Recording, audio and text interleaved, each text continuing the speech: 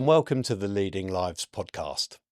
In 2024, we saw a big change in the political landscape in Poole. My guest today became the first Labour MP to take the seat. Welcome, Neil Duncan-Jordan. Hi, Neil, Chris. Nice to meet you. you too. So, let's start with one thing. We all know, and you'll know particularly as a former journalist, that politicians like to avoid giving straight answers to straight questions. Sure. So can you undertake that you're going to just stick on point and give me straight answers? I'll do my best, Chris. I'll do my best. Fair enough. Right. The election, you won it by the narrowest of margins. Yeah, 18 votes. Not the smallest majority in the House, actually. 15 is the lowest. So I don't even claim that as like my Guinness World Record, But it was, the election was very hard fought. 6 weeks of very hard campaigning from us. And it just felt on the doorstep that things were changing. It did genuinely feel like that. And I've done a lot of elections over many, many years. And I did sense that there was a shift.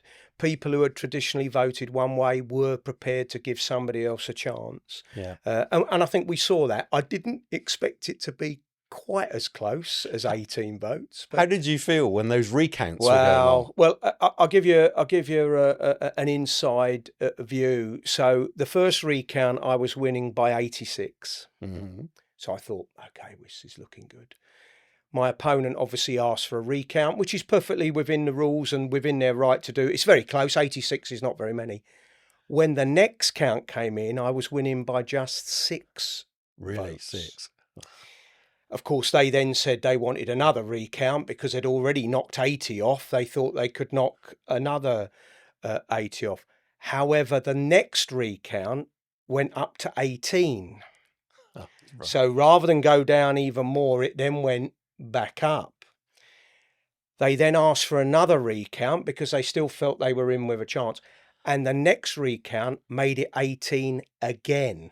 Right. And once you'd had a figure duplicated, that was enough to say it wasn't going to change anymore. And a big sigh of relief. And that went on from 10 o'clock in the evening on the 4th of July to 11 o'clock in the morning the following day. We work as crew on the election for BBC and Sky previously as well. And I can tell you we would have absolutely hated that. Thankfully, I wasn't in Poole. I was in Portsmouth. Yeah. Well, probably an easier run in Portsmouth. But I from the rostrum, I called for the workers to get double time because they'd spent so much time. I don't think the council like that very much, but Why do you think Poole switched its allegiance from the Conservatives? And I don't want you to take 40 minutes answering that question, right? No. Well, it depends whether you think there were national forces at play or whether you think there were local forces at play. I think there were probably both. Yeah. So locally, they'd had 27 years of the same MP. That's a long time, right? Even your best MP's going to get a bit jaded after that amount of time. And I think the shine had come off a bit locally, and people were saying, you don't see the MP around. Yeah. He's not visible enough. Perhaps it's time for a change. So I think there was a local element to that. I think the fact that I was local helped as well. I've lived here for 25 years. Both my kids were born in Poole Maternity Hospital.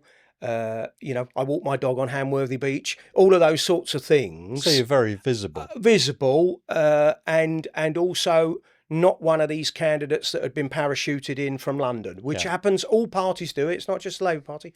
All parties do that. They move people around because they want them in safe seats and all the rest of it. I was a local guy. Yeah. I wasn't expected to win. Let's be frank about it. I wasn't expected to win. But we worked damn hard to get in. So there was a local dimension definitely that made a difference. And then, of course, there was a national swing anyway, and you saw that. Yeah. Labour have now got 411 MPs. The next biggest party is the Conservatives on 121. It's a huge number difference. Wonder if it'd be the same if it was voted if you had another election today. Well, it wouldn't, would it? No, it absolutely wouldn't. And anybody who claims it would be is an idiot. So absolutely things have changed. I get that. However, locally, I would say this, wouldn't I? But locally, we are getting really good feedback. even from people who don't agree with everything that I say or do. Mm-hmm. They like the fact that you're there and Yeah. you're active, and they can see that you're active. They like the fact that you're contactable. I've got an office in the heart of Poole, in the Yeah. Dolphin Centre. I mean, you can't get any more central No, than that's right. that. When you say to people, "Come and see me in the Dolphin," they all know where that is. Yeah. All of a sudden you're there for them, and they see you on the telly. They see you making speeches. They see you in the local newspaper. Oh, this guy's doing stuff. I don't always agree with everything he does, but he is working hard, and that does go quite a long way with people. Yeah, I'd agree with that. What on earth made you want to get involved with politics? Oh, well, that's a long question. That's a long time I'll coming. keep it brief It's a because we long got a time. lot. It's We a got a long lot time. of questions. It's a long here. time coming. So I've been political since I was 14. Okay. Okay. So not in the Labour Party necessarily, but political in some fashion. And my real introduction to politics was going to work and getting involved in the trade union movement. My father was a trade unionist. I got involved in the trade union movement very early on. And of course, before I became an MP, I was a full-time trade union official for Unison, representing people who worked in the council, collecting bins, people who worked in the hospitals, teaching assistants in schools, that sort of thing. So I guess politics has been in my blood, my DNA, really, for a very, very long time. Now, when it comes to did I want to be an MP? I mean, at the back of my mind, I'd always wanted to be an MP, but the time was never right. The seat was never there. We were never going to win anything. You may not be surprised to know, or you might be surprised to know, no one really wanted Poole. Is that right? You know, No, I didn't have to fight off an army to get the seat. I was It's a the lovely part of the country. Why? well, I was the local candidate. There wasn't any other local candidates. I had a much better chance than somebody who'd been bussed in from London, so I was the candidate.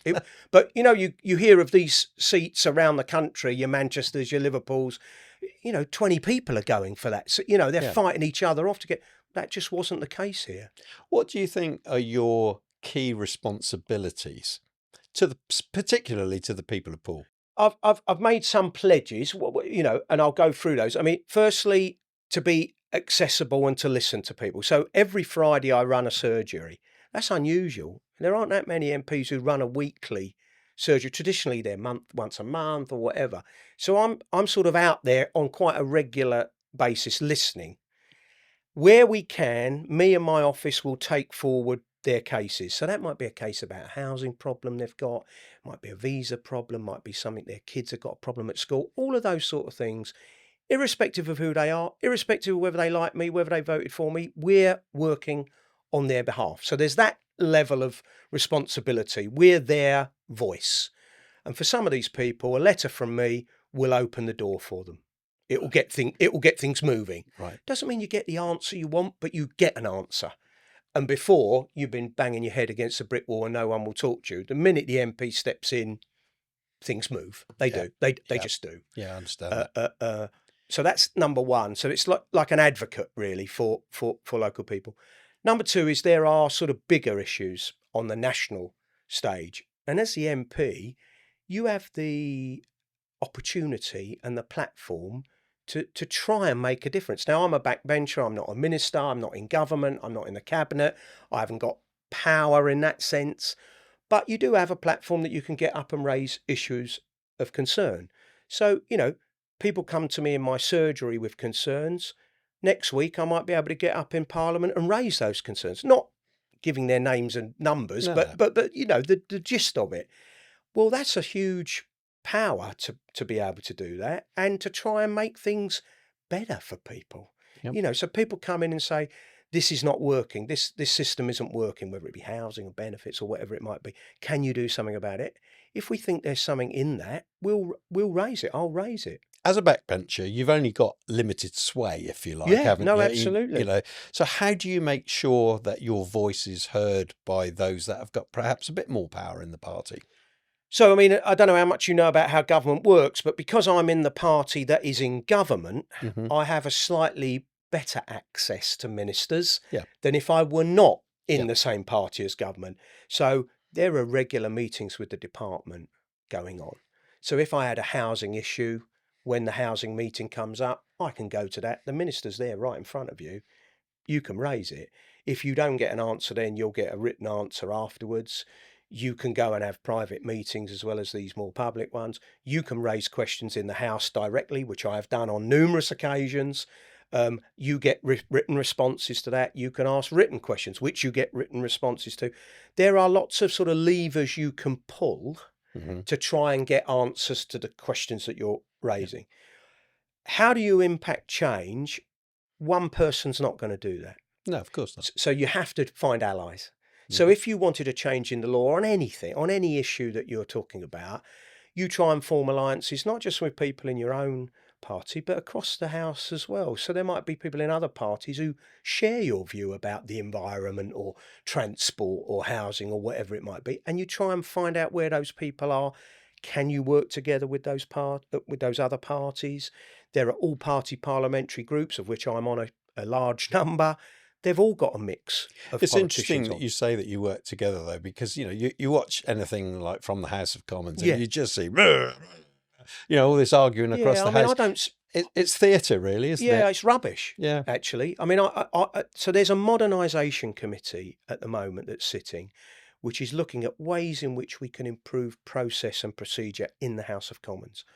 I've written a huge submission to that committee about how we need to modernise our behaviour, process, but also behaviour. And I've called for people who transgress to be thrown out of the chamber for 2 weeks. I mean, I don't think it wouldn't be acceptable, Chris, in any other walk of life to shout at people like that in the workplace. Why we think that's acceptable in Parliament, I don't know. I think it's like Punch and Judy. I don't like I'd it. agree with you. I don't like it. I know there are other MPs, and it tends to be from the newer MPs like myself who find it weird that we still behave like that. The old ones who've been there 30 years love it. They're all like shouting and bawling and all the rest of it. That's not you'll never see me do that. And if you look at any of the footage of me in the House when Prime Minister's question time is on, I never take part in that because I just don't think it's the way to behave. Let's have a look at one of the key issues that affects Sure. this area. It's big retirement demographic. Sure. I suspect you know what's coming here. What do you think they make of the cancellation of the winter fuel allowance? Well, they're probably as angry about it as I am. Because you abstained in the vote, didn't you? I did, and I'll explain that. Before I was a trade union official, I worked for an organisation called the National Pensioners Convention. It had been set up by Jack Jones, who was the former trade union leader in the 1960s and 70s. When he retired, he set up basically a pensioners union. In effect, that's what it was. I worked for Jack as his press guy, and then after that, I worked as a policy officer for that. I'd spent 19 years in that organisation writing extensively, giving interviews around the country, talking to groups across the UK about how means testing was wrong, right? 3 weeks into being an MP, my party of government says we're going to means test the winter fuel allowance. There was no way I could support that. No way. But as a new MP, you're still learning the ropes. And I took advice from older hands, shall we say, and they said, look, you really don't want to vote against the government. You've only been here 3 weeks. It will be the fastest expulsion we've ever seen. Yeah, because you would have had the whip removed, wouldn't you? With quite a strong possibility that would have happened, yeah. And they said, don't do that. Find another way. So I decided that the other way, not to support what the government was doing, but to show my dissatisfaction, if you like, was to abstain. And there were 12 of us who did that. I was the only new Labour MP in the debate to call for the government to reverse its decision. The only new Labour MP. So I know I get people criticising me, why didn't you vote against it? And all that. Well, it was a tactic. It was a tactic, frankly.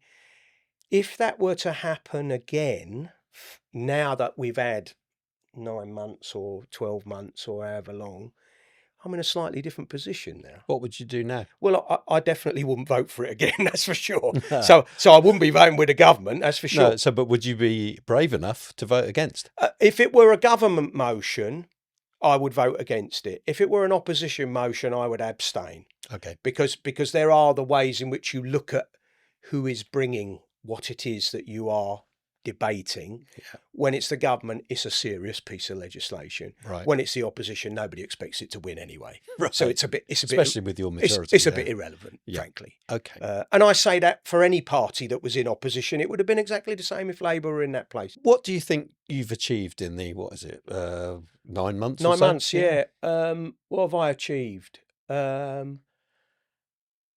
Firstly, I mean, my inbox is huge. Every day we get a huge amount of casework coming in, and we are helping people, right? So that's absolute number one. Mm-hmm. What are we achieving? Well, we're going out to bat for people with their problems. So I think that's a huge tick.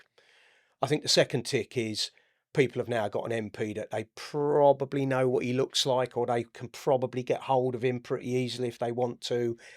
And he'll come and meet them, and he'll go to their group and meet them, and he'll answer their email, all of that sort of stuff. So there's a sort of a two-way flow that's going on now, which I think we've brought out, which is positive. And then I think you've got a third point. You've got somebody who's independently minded and prepared to speak up for Poole where necessary, shall we say. What areas do you think you particularly need to speak up for Poole in the next few months? Yeah, I mean, there's a planning and infrastructure bill that comes in on Monday. There's issues about, I've met people this afternoon, there's issues about social housing and how much we need in Poole. And building on Greenbelt? I think there are other ways, frankly, but yes, we need to look at where we build. But what we don't need, in my view, and I've made this quite clear publicly, we don't need more luxury accommodation or apartments that local people cannot afford to buy. But there's still got to be a place for that. Otherwise, you'll drive the wealthy from the area. Well, I mean, Sandbanks is a great area. It's a tourist attraction, and it brings wealth into the area because entrepreneurs move here and live there. Yeah, absolutely. But there's a finite number of properties that you can have. Yeah. But there's a finite number of everything in the world. No, absolutely. But in terms of what the town is crying out for, is not more luxury apartments, in my view. What about the situation with hotels housing a lot of incomers, shall we say? That's not in Poole. Let's be absolutely clear about that. No hotels in Poole? No hotels in Poole, because I've raised that with the council, and I've had an assurance from them and the Home Office. Bournemouth's pretty close, though. Well, but I don't represent Bournemouth. Let's be absolutely clear about that. I'm the Poole MP. True. You asked me about Poole hotels, and I'm telling you the answer's zero. But you also told me that you like to collaborate across the House and with other MPs. Yeah, of course. And what kind of conversations do you have about that? Because anybody who's come into the area and is staying in a Bournemouth hotel, they're not going to exclusively stay in Bournemouth. They could come to Poole, and there are genuine concerns about that. Later on this, I've got some questions that I asked from local people randomly, people I didn't know. Just to ask you their thoughts, right? And one of the big things was obviously immigration. And there's a feeling that centrally the government isn't doing enough. And there are people that are literally scared to go out in the evenings because they don't know what they're going to come up against in the middle of the night. Not all of that down to immigration, I might add. Not all that down into immigration, and not all of that in Poole either. No, agreed. I think.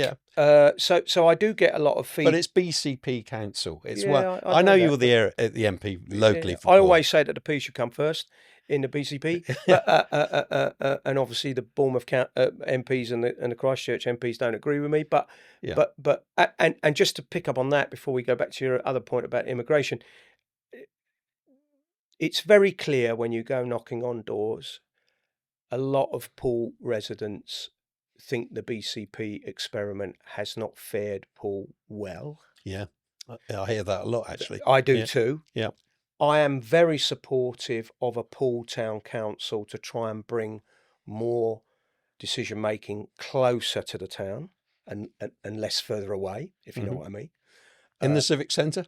Well, the Civic Centre is a really good point. I was on record calling it public vandalism, selling it off. I think it's a public asset, right? It's a public asset that we own, collectively we own. You and me, we're paying our council tax, and generations before have done exactly the same. We could use that building, I have argued, for key worker housing. We've got the hospital just up the road that are desperate for housing for nurses and doctors and so on.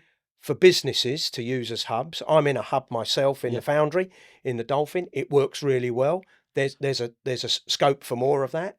For community use, there are a lot of community groups that could do with a space to use. And also for council services. We've centralised all the council services either over at Bournemouth or in the library. But of course, they've all been run down. They're nowhere near as easy as they used to be. I gave an example to the chief executive some months ago when I had to get my papers submitted to stand to be the MP for Poole.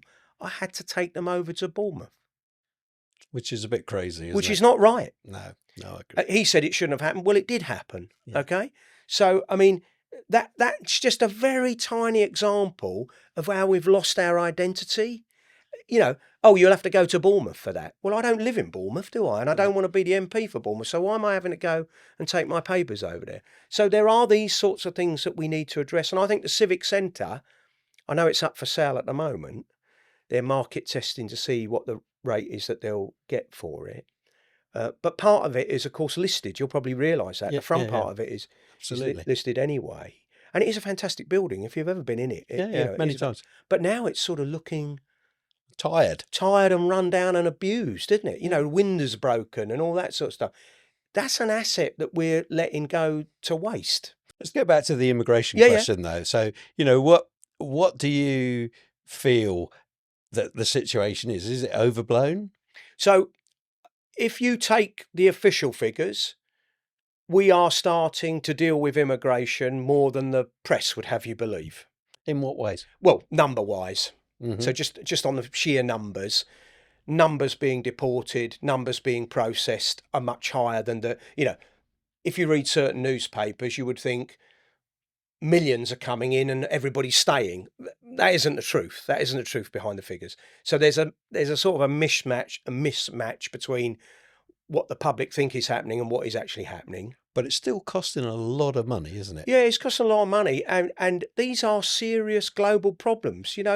Illegal migration is a serious problem in Italy, in Greece, in UK, in France, in Turkey, I hear on the radio this morning. You could actually trace that back to the overthrow of Saddam in a way, but that's a whole controversial Well, subject. I think you raise a very important point about whether international and foreign policy that we have had a hand in has led to certain countries being less safe and people wanting to leave. Okay.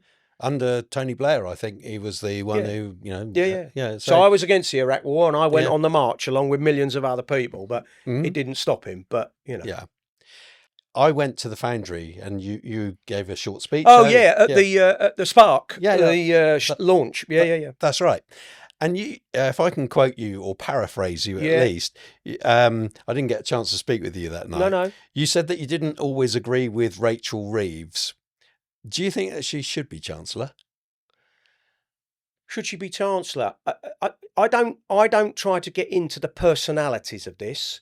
Do I think her policies are always right? No, I don't. And that was the point I was trying to make. Do you think she's up to the job? I'll be absolutely honest with you, Chris. I don't know her. People say to me, how many times you talk to Keir Starmer? Never is the answer. That was one of the questions that I got asked, actually. I've been an MP for 9 months. Has he phoned me up? No. Has he written to me? Not personally, no. Did I have a Christmas card off of him? Yes.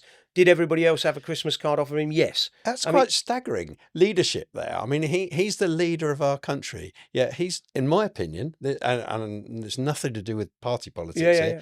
In my opinion, that's poor leadership. This is your first role in, as an MP. Yeah. If I had been leader of your party, within a few days, I would have got in touch with you and congratulated you in person. Yeah, I agree.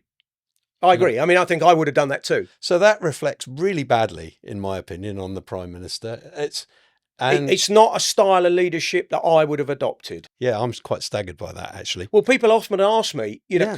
because also the public, because they don't really realise how this works. They think you're all mates. Yeah.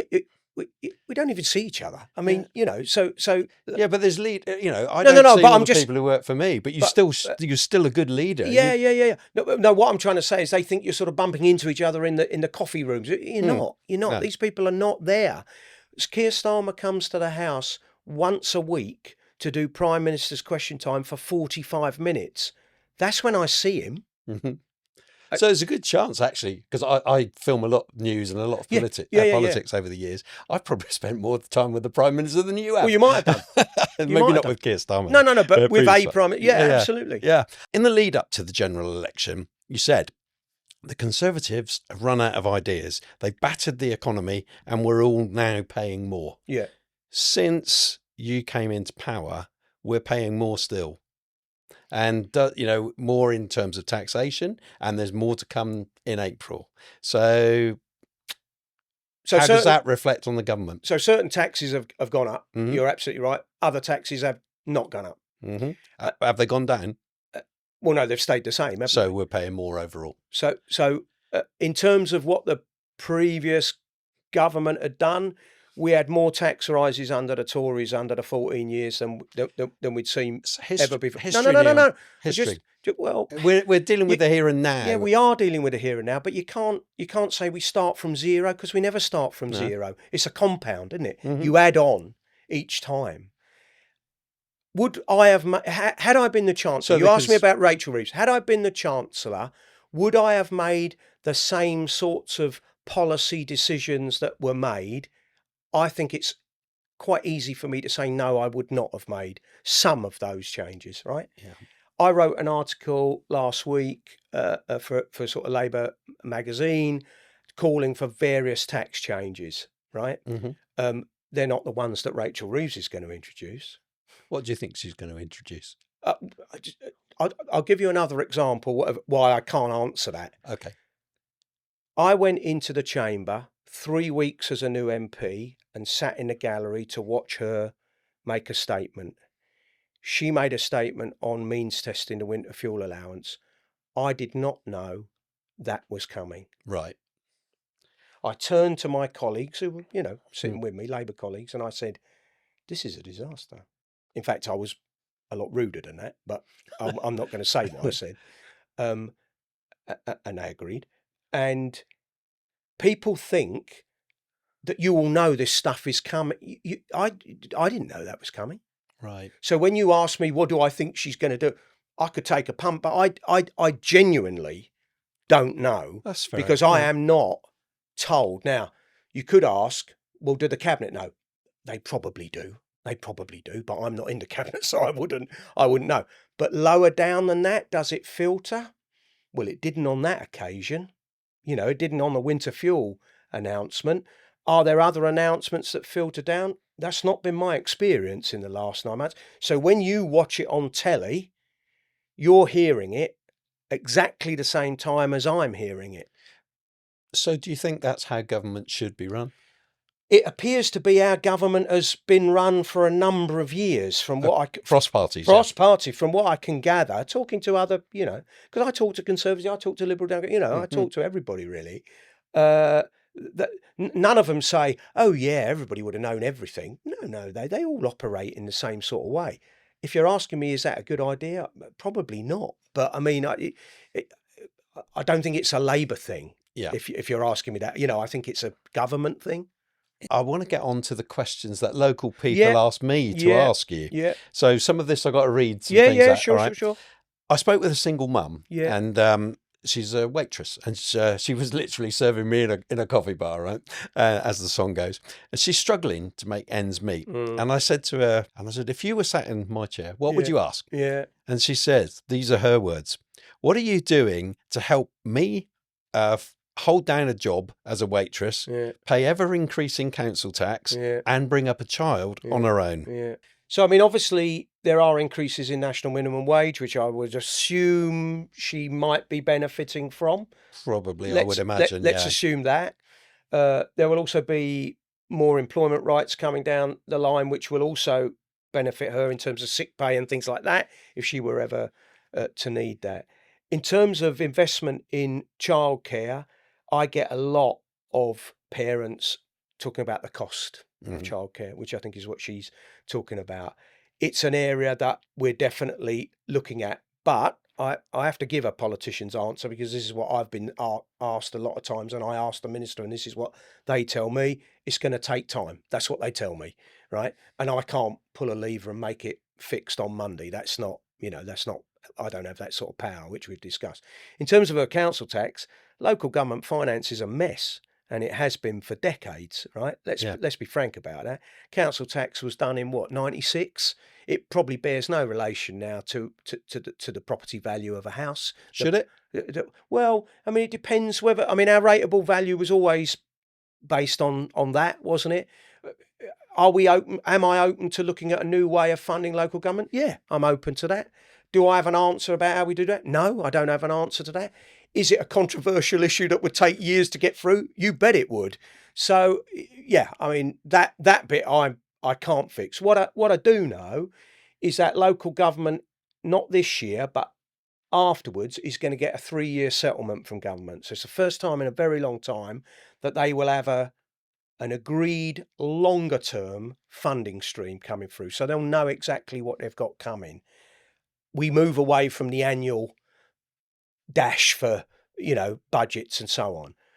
But the reality is we've got a number of serious financial drains locally. One is send children, which is a huge cost to the local council, and the other is adult social care. So that takes up most of the local budget. We've got to fix both of those centrally, in my view. Now, send is being dealt with by the government. Bridget Phillips and I've had meetings with the Secretary of State and others to talk about send. The Labour government is looking at that seriously. So that is something that I think in this 5 years we are going to see a change in. Social care, they have kicked into the long grass, and I have argued about that in the chamber. I've said it's wrong. I've said the delay is not helpful. I think we should be moving much quicker on that. We know what the problems are with social care, right? We've had over 20 reports over the last 20 years, all saying exactly the same thing. We all know what the problems are. We just need someone to get on and do something about it.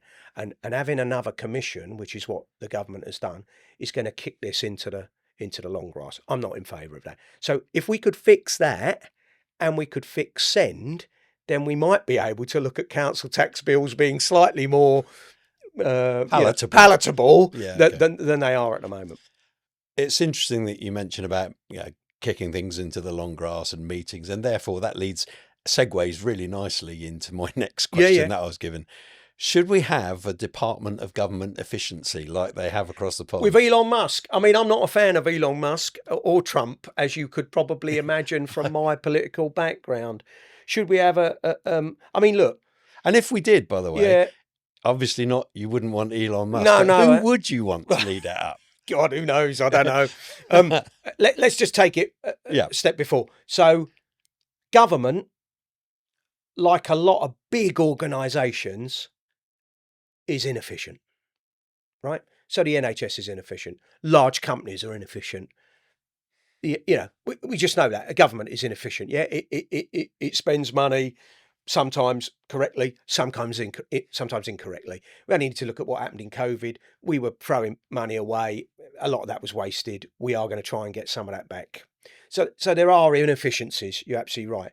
Public Accounts Committee exists to look at that. They've got an investigation going on at the moment about procurement, public procurement, and how the government, buys contracts and buys equipment and so on and so forth. Defence is one which is notorious. Oh yeah, overspend. Overspend. Badly sought. We buy things that then are obsolete within 5 years. All of that sort of stuff. So is government efficient? No, it isn't. Are big organisations efficient? No, they're not. That's just not the way they are. Could they be better? Yes, they absolutely could be better. Do we need a government department, which is like more bureaucracy to look at the bureaucracy? Not sure about that, to be honest. Fair enough. Who should be in charge of it? I'm not sure about that either, really. But So you're making a start on this with abolishing NHS England. yeah, which is a quango, of course, and has been criticised quite widely by those in the profession. Do you support the action to abolish it? Yeah, absolutely. I mean, I think we've got to find how we transition staff, redeploy, redundancy, whatever it might be. But there are a lot of people in the health service on the front line who find it a drag on their ability to do the job. Obviously, if you worked for NHS England, you'd be crying into your beer. If you worked in a hospital, you might have been cheering. You know, you have to recognise that that's that's just the reality of where we are. And it's like other bits of our economy. To move away from things like fossil fuels to renewables, people are going to have to be trained to go from one skill to another. You can't just put those people on the scrap heap. So we have to have a mechanism, and that takes time. Yeah, it does. Here's a couple of suggestions that I thought about. I've produced a lot of video content for the NHS, right? So I've worked in hospitals a lot around the country. I would like to see more on-the-job training for nurses because the pathway means that they have to go to university. It's a degree profession now. Yeah. And they have to spend a lot of money to get through their university course. What is it, 27,000? Well, that's because the Tories got rid of the bursary, of course. Right. So would you like to see it reintroduced? I absolutely would, yeah. And would you like to see more on-the-job training for nurses, more pathways? Nursing auxiliaries, for example, pillars of hospitals. Yeah. And yet they can't get a pathway to go into nursing. Yeah. So when I was a trade union official, I represented healthcare assistants, HCAs, and they were doing the job of a much higher band, but not being paid appropriately. And it's still the case. And it's still the case. So that's at the very lowest. That's at the lowest end, if you like. Then you move up to your band fives and your sixes and your nurses, of course. Yeah. And they are also probably being asked to do more above their grade, above their pay grade, and that needs to be recognised. And longer hours, too much pressure. Absolutely, too much pressure. And I because I was in hospitals a lot too when I was doing that job as well, not representing nurses to be fair, but in the hospital system, you see it going on, the porters, everything, and it's a highly pressurised environment. And I take my hat off to those people, absolutely. Are they paid enough? I don't think they're paid enough. Have we got our salary scale in this country right? No. People who I don't think deserve all that money get that money, and people who I think should get more don't get enough. So, are we topsy-turvy on that? I think we are, Another thing that I can't understand why nobody has ever mentioned bringing this in. We've got a shortage of doctors that are homegrown. We import a lot of doctors from all over the world. We do. It's very expensive again for you to go to university and become a doctor. Yeah. What about a scheme where university fees are refunded for doctors or dentists, whatever, that take a job in the NHS or as a GP, and that they hold that job for, say, a random figure, 5 years, 10 years, whatever. Well, it's funny you should say that, because I put a question down recently, not a million miles away from what you've just said. Good. So I asked about whether there was a scheme to retain trained staff, like doctors, for at least a minimum of 3 years. So we held them into the NHS rather than them bleeding out into the private sector. Because at the end of the day, you and I are funding their training. Yeah. Because they go to hospitals to train. Well, they pay a big chunk. No, absolutely. They pay their medical fees, of course, But we are also paying for their training. Yeah. And then we don't really get a lot back if they then move off into private practice and make a shed load of dough. So I think there's something around that. Your specific point about should there be some sort of kickback for them if we were to retain them, I'd be up for that. I mean, I think these are, we've got to promote, I think, our public services. There was an article in the FT today from a number of leading economists. This goes back to your Rachel Reeves point, arguing you don't get growth through cuts. Mm-hmm. You get growth by spending. Yeah. And they argued you need public spending in public services to grow our economy, to kickstart it. But you don't get growth through increasing taxation either. No, but that's true. But the point that they were making was the government needs to be spending more money rather than cutting. But to spend more money, we've got a balance of payments deficit that's growing. We have to borrow more money. Yeah, we do. And, our balance of payments deficit now is not even as bad as it was in 45 when we built the NHS and a load of social housing. So we've got to get some of this into perspective, in my view. Look at Germany, for example. They've got a fiscal rule about borrowing just like we have. They've now exempted defence spending from their fiscal rule to allow them to borrow for that specific purpose. Governments have got the power to move the rules around. Governments have got the power to change the rules if they're not working. What you don't want, I don't think, in any government is rigidity, which refuses to change when the circumstances change.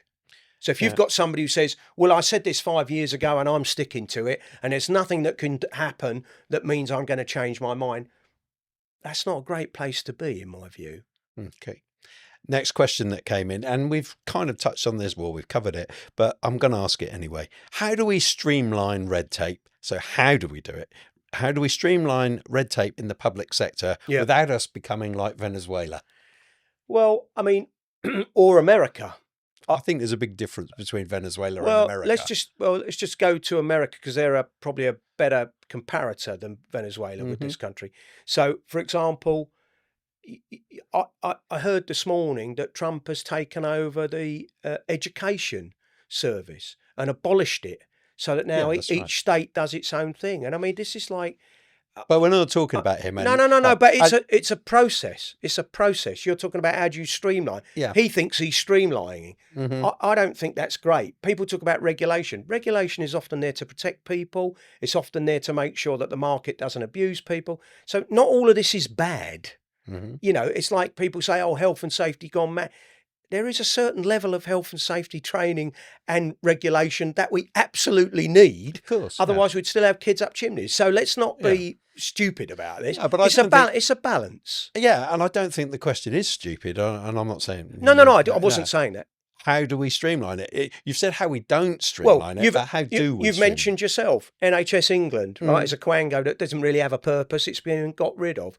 These are some of the ways in which you might be able to look at things. As I said earlier, the Public Accounts Committee is looking at procurement to make sure that government spends its money wisely, shall we say? Yeah. There's oversight.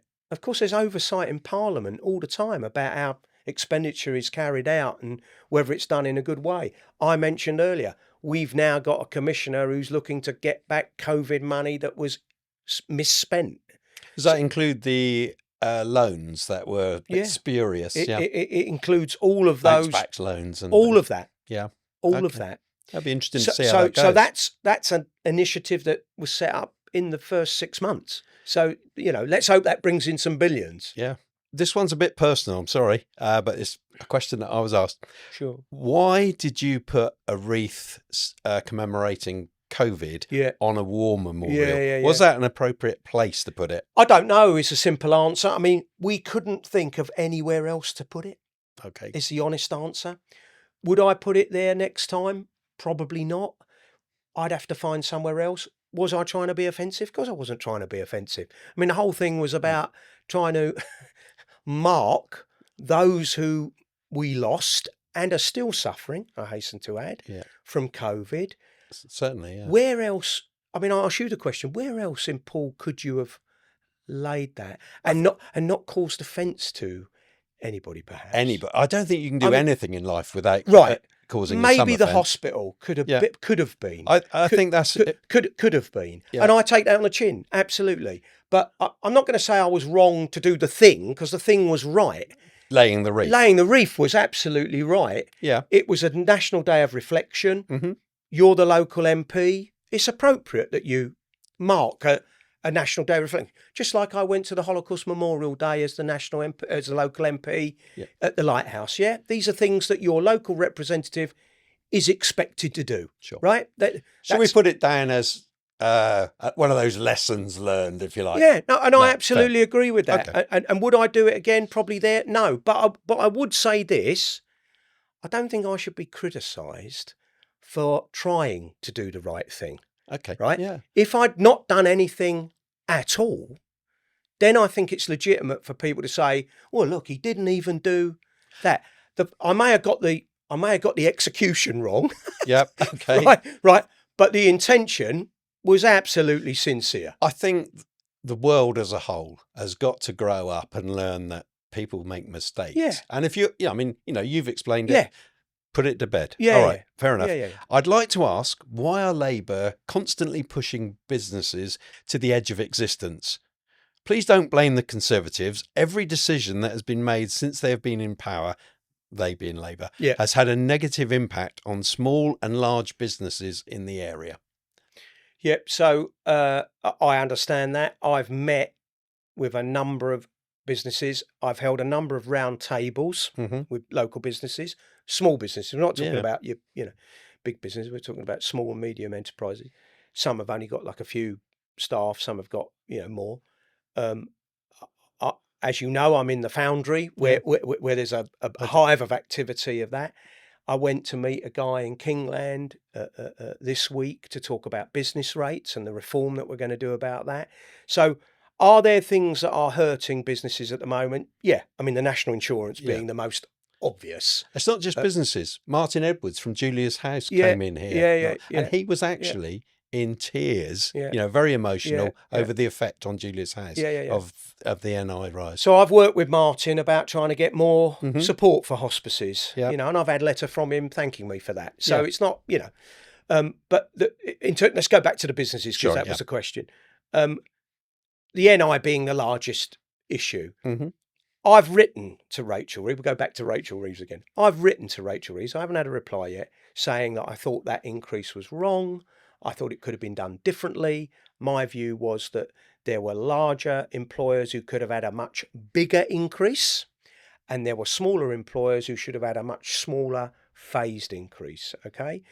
I also thought that the lowering of the threshold was wrong, and we shouldn't have done that at all, because that was a double whammy on businesses. And that one slipped under the radar. And that one slipped under the radar. Yeah. And that was a real killer, actually. Yeah.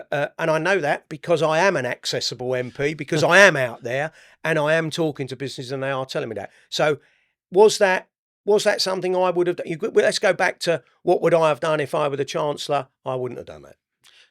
Labour are killing entrepreneurship and its true spirit. I don't know about that. And I'll tell you why I say, and I mean that genuinely. I don't know about that because you were at the foundry the other week when the spark was there. There's a lot of positive stuff going on in Poole, right? Agreed. Right. Poole is really, I think, on the up, should we say, compared to some local neighbours. I think if you looked at the high street, you'd disagree, but bits of the high street, bits of the high street, the bit from the railway line down to the road, I'd agree. The old part, certainly Kingland, I would say that was different. Dolphin Centre, different, I think. Dolphin Centre's taken a different approach to existing, really, rather than just being a shopping centre. It's spreading its wings a bit, isn't it? And that's really positive. So what I'm trying to say is there's a lot of positive stuff going on. So have we killed entrepreneurial spirit? Not in the foundry, we haven't. No, that's true. Not in the Spark, we didn't. There are independent businesses, small businesses that are really having a go and trying to have a go. And I'm hoping that in the next 4 years that we've got left, some things change around that might be more supportive. So do I think it's killed it off? Well, no, because if it killed it off, the foundry would be empty every day. And I can tell you it isn't empty, it's actually buzzing. So when you're in the foundry, do you get a chance to go down to the bus station much? Because I do. And what do you think about there? Because I don't go there much. Okay. So I can't really comment. Yeah. But I hear people say, it's a bit of a dodgy area now, a bit unsafe. Yeah. I mean, the figures show that it was dodgier a few years ago than it is now. Really? Yeah, absolutely. Yeah. That could be because people are underreporting. So let's be fair about that. But on more intimidating. On paper, I think there are groups of children who arrive at school times which are intimidating to perhaps older residents or whatever. I get that. There is stuff being done to put more people in there, security people around that time. Okay, so that's an acknowledgement. There is antisocial behaviour, sometimes low level, but there is. We have to bear in mind that there are problems with the lack of youth services and engagement that we've had over decades, not just recently, decades. We need to address some of that. The lighting is so much better. The CCTV in there is so much better. And though the police presence is not daily, there is a police presence because I see it. Every 2 weeks, my office has a meeting with the police, every 2 weeks. And we look at where we are with different things, not just the bus. The bus station comes up, of course, but we look at all that. I think there is some work to be done still, absolutely. I'll tell you one of the problems, Chris. It's one of these issues that has too many people involved. So the Dolphin are involved because they're partly responsible for the area. The bus company is involved because it's partly responsible for the area. The council are involved because they're partly responsible for the area. You try and get those three to agree. Right. This is not an easy gig, So you've got to get everybody. Everybody wants the same thing, but who's going to fix it? So part of my role has been to meet with these. To mediate? I don't know about that because that makes it sound like it's a broken marriage or whatever. but to try and just get things going. Moderate. Moderate is a better word. Yeah. Okay. And those meetings are still ongoing. We're still having those talks. What can be done? Stuff has improved in the bus centre, but there's still a problem with lighting and stuff like that. There's more that needs to be done. Yeah. Has it fixed? No. I'll give you an example of where things are slightly getting better. I don't mean this in a flippant way. I went across to the lighthouse yesterday for a meeting with the CEO there, and under the underpass that goes from the bus station to the lighthouse, there's a load of murals going up. Yeah. This is a place that's going up, not coming down. And one of the things that I said at the Spark event the other night was we got to be positive about Poole. If you don't retain an air of positivity, then you drag yourself down anyway. Yeah. Okay. Yeah. Last question, because I know we've used a lot of your time. Yeah. Thank you for staying. Yeah, no. The military. Do you think we need to increase our defence spending? Ooh, that's an interesting question. Let's take them in stages. Our effective defence spending, I should say. Yeah, let's take them in stages. Do I think we were right to cut the overseas development aid to fund military spending? No, I don't think we were right to do that, because actually foreign aid is soft power, in my view, and that can be used very positively, and I think we've done that. All of it? Britain has a history of using this in a really positive way to mitigate against famine, to mitigate against poverty, to mitigate against wars, okay, where we might then need a military solution. So it's soft power, which we're good at. Britain are good at that sort of stuff, yeah? And we always have been, absolutely. Cutting that, I think, is a bit short-sighted, because I think it's part of the overall defence package, if you look at it in a holistic way, okay? But there are some headline grabbers there, aren't there? Giving support to India when they've got their own space program, for example, is a token. Look, you can look at bits that you want to change. I was making a general point about, in principle, is that money a good idea? In principle, I think the idea of overseas aid is a good idea, because I think it gives Britain a stake in what's going on, and it gives us an in. But what about them? And then coming on to the defence. No. So that part there, should that have been cut to fund that? No, I don't agree with that. We should have kept that. Let's get on to the defence spending. So I think you have to ask, what is it you're going to spend this on? Okay. Yeah. So if you talk to a lot of military experts, there's a sort of dispute about, do we need more hardware? Tanks, ships, etc. Do we need more troops? Are future conflicts going to be cyber? Yeah. And do we need more intelligence officers in that sphere, which isn't people who are marching up Salisbury Plain, but different sorts of soldiers, if you like. Yeah. That's a current problem that's only going to get bigger. Yeah. So I'm not sure which are the bits we want to be spending more on and what bits do we not need to spend more on. Does that make sense? So you're saying, do we need to spend more? Well, Labour is committed to spending more. So let's be clear about it. The manifesto was absolutely clear about that. Yeah. So 2.5%, yes, by the end of the Parliament. Yeah. So is that 2.5% allowing for inflation? You know, in other words, would we naturally be spending 2.5% more just because of the effects of inflation? No, I think that is a real. In my understanding is that's a real increase. Okay. And that's a manifesto commitment. So if you're saying, well, is that what's going to happen? Yeah, I assume that's what's going to happen, right? Digging into that, what are we spending that money on? Because you could argue, couldn't you? If you go and spend it on another load of tanks, for example, well, are tanks what we need in the modern era?